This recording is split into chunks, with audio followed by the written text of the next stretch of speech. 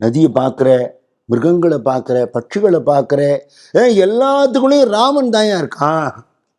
நம்ம ஊரில் பாரதியார் சொல்லலையா, காக்கை எச்சரிக்கை நிலையே நந்தலாலா, உந்தன் கரிய நிறம் தோன்றுதடா நந்தலாலா.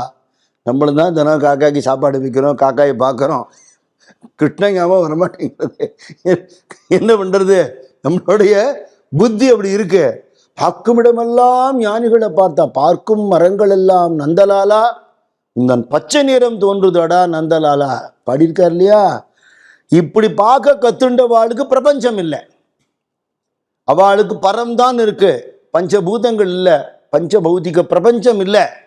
இந்த நிலை நமக்கு வந்துடுத்துன்னா யார்கிட்ட உனக்கு பிரியம் இருக்கும், யார்கிட்ட உனக்கு துவேஷம் இருக்கும், யாரோட நீ சண்டை போடுவே, யாரை கண்டா உனக்கு ஆகாது? உன் மனசு எவ்வளவு சாந்தியா இருக்கும் யோசிச்சு பாருங்க. இவ்வளவு பேதங்களும் இத்தனை வேறுபாடுகளும் எங்க இல்லாம போச்சு இல்லையா? அதனால அந்த அடிப்படை அறிவை தெரிஞ்சுக்கிறதுக்காக ஆதாரமான வஸ்து இருக்குங்கிறத தெரிஞ்சுக்கோ. ஒன்றும் ராமகிருஷ்ண சார் அழகான எக்ஸாம்பிள் கொடுப்பார். இந்த தலாணி கடைக்கு போனால் விதவிதமாக கலரில் தலாணி வச்சுருப்பான். அதெல்லாம் மேலே இருக்கிற உரை தான்ப்பா, உள்ளே இருக்கிற பஞ்சு ஒன்றுங்கிற பரமஹம்சர். இதெல்லாம் நம்ம பார்த்துருக்கோம், நம்ம புத்தியில் அது ஏற மாட்டேங்கிறது. வஸ்து ஒன்று தான், ஆதார பொருள் ஒன்று, ஏகமேவ அத்விதீயம், இதுதான் சொல்கிறது.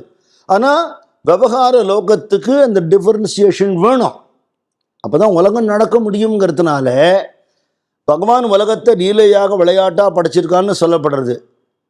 இந்த விளையாட்டாக புரிஞ்சுனுட்டா நம்ம அதில் ஒரு பார்ட்டிசிபெண்ட்டாக இருப்போம், ஸ்பெக்டேட்டராக இருக்க மாட்டோம்.